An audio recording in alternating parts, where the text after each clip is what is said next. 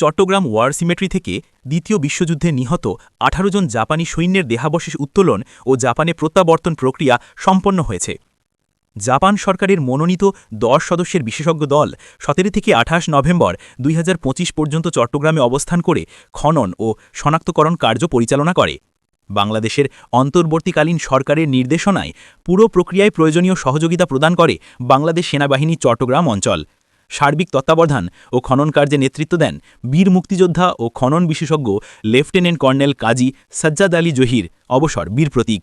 উত্তোলন শেষে ২৮ নভেম্বর সেনাবাহিনীর একটি চৌকস দল দেহাবশেষকে সামরিক মর্যাদায় গার্ড অফ অনার প্রদান করে। পরে দেহাবশেষসমূহ আনুষ্ঠানিকভাবে জাপানে পাঠানো হয়। ২০২৪ সালে কুমিল্লার ময়নামতি ওয়ার সিমেট্রি থেকেও একইভাবে ২৩ জন জাপানি সৈন্যের দেহাবশেষ উত্তোলন ও প্রত্যাবাসন সম্পন্ন হয়েছিল। উভয় দেশের মধ্যে ঐতিহাসিক সংরক্ষণ ও মানবিক সহযোগিতার ধারাবাহিকতায়